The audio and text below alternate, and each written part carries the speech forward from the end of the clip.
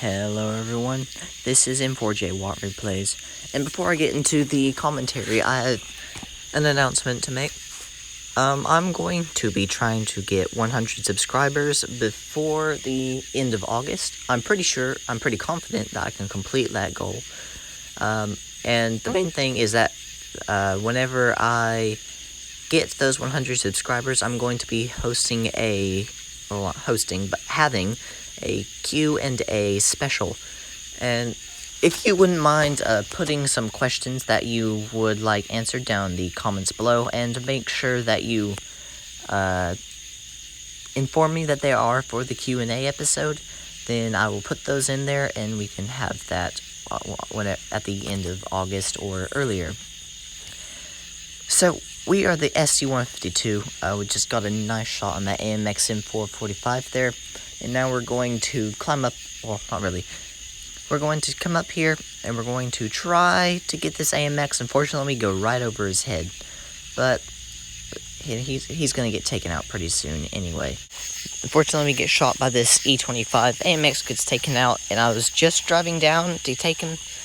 But unfortunately, I kind of got too far in to take care of that. Apologize, I'm busy trying to close up the chickens.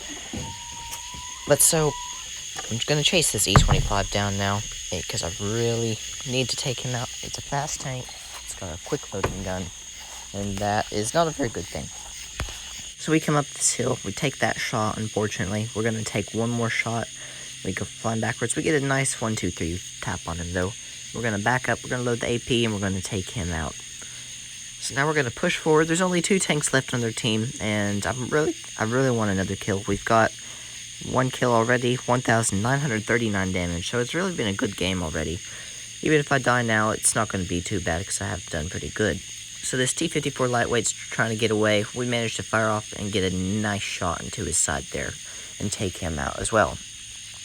And this Challenger, he comes driving out. Our T-34-1 shoots at him, he misses. And we're going to load the high explosive, and we are going to take this Challenger out.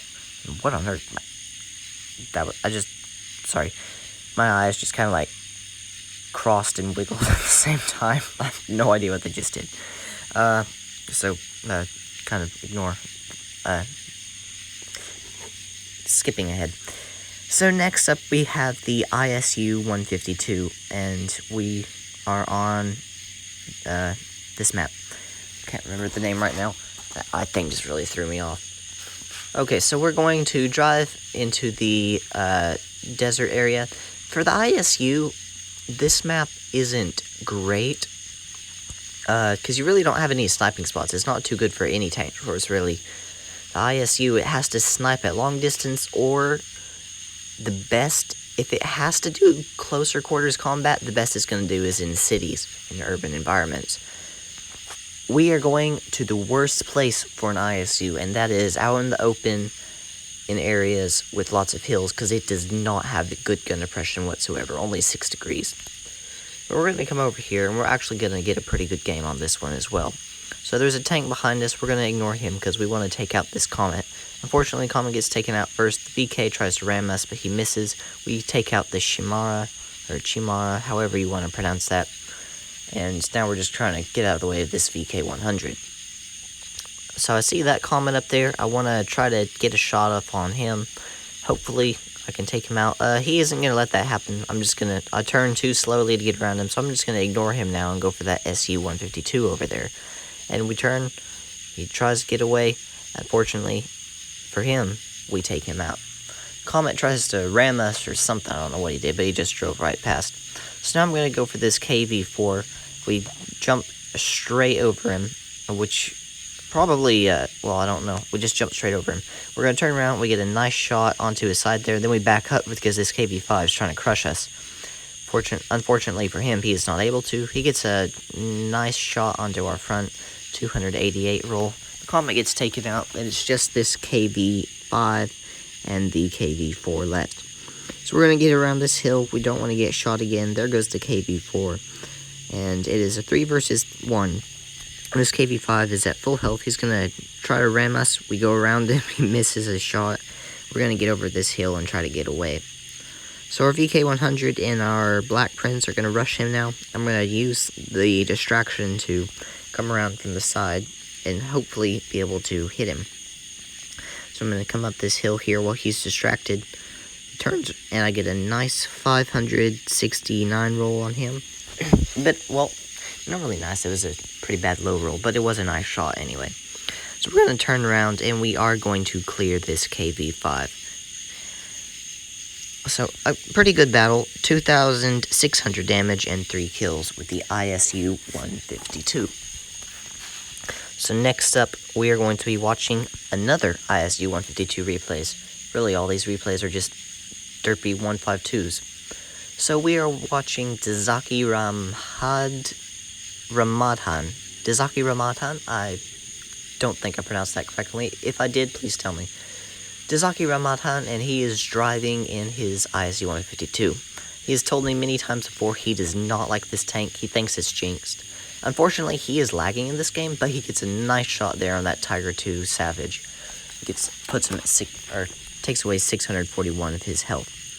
So here comes this IS. He's going to try to target him. IS doesn't care about the ISU. He wants this Comet. He really should target the ISU, though, because ISU does have the scariest gun.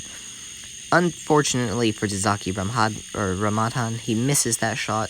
He's going to try to turn around. I think the IS is going to escape first. He just keeps getting rammed by his team.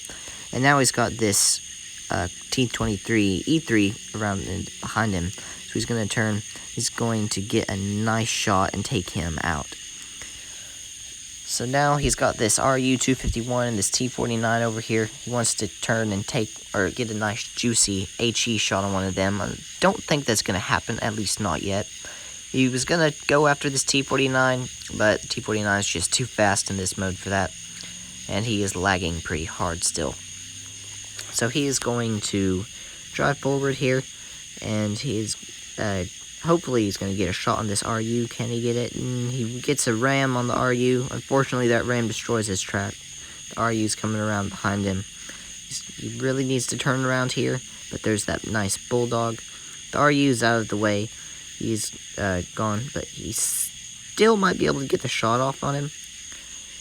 And he's going to come around. He sees the Bulldog hiding behind the train. He loads the HE, and he shoots through the train. And he gets a nice 1,000 something roll, and the Bulldog just goes flying away. A beautiful shot there. So now their whole team is going to be chasing down this RU-251 and the T-49 Hornet, because they are the last tanks. And now it's just the T-49. So he's going to come up here with his team. He's going to try. He's going to really want that shot, because he's got pretty good damage right now. He's going to really want to take out this T-49 Hornet, because he is a one-shot if he gets a nice, decent high roll. Unfortunately, his ammo rack is damaged, so his reload time is 32 seconds, but he gets a beautiful shot there in that turret of the T-49, putting him at 2,875 damage. No, 3,025 damage and 2 kills. So thank you for seeing that in Dazaki Ramadhan. And, we actually do have another replay, and it is the Churchill GC. This replay was crazy. I was trying to complete Droodles. He had made a challenge. Get 3,000 damage or more in your Churchill GC on gravity mode. And so I was like, okay, you know what? I'm just going to do this challenge just for the fun of it. And so we are driving the Churchill GC. And we're going to have a really good battle here. Amusingly, we are on the exact same map and on the exact same side of the map in the exact same area as when Droodles posted that Churchill GC replay. So the M6 is coming around. We get a shot at him. Unfortunately, bounce off. And somehow this M6 isn't penetrating us. I had no idea why. The Churchill GC only has 80 millimeters of armor. The M6 should be able to penetrate us, even if he only has 120 millimeters of penetration, which I don't think he does. But he's not. So we get a nice 274 roll there on him. We bounce a second shot, or no, not a second. I don't know. We bounced a lot of shots from this M6. We bounce a second. We don't bounce that one. I think he loaded the APCR round for that. We do get a nice shot on there. We're going to not turn quick enough bounces a second shot, we're going to back up, and our gun depression is going to allow us to take him out. So now, there is this AFK or IS-2 Pravada SP, and we're going to be targeting him. I never go for AFKs unless I don't have any other shots, and we're going to get one more shot on him, and now this Panther is going to come around. So we're going to leave the IS-2, and we're going to start targeting this Panther.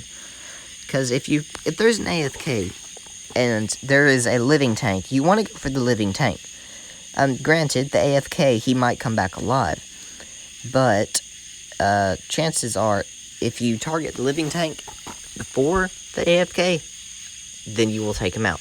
Of course, I'm not saying if you don't have any living targets to shoot, don't go for the AFK. That's perfectly fine and all well and dandy.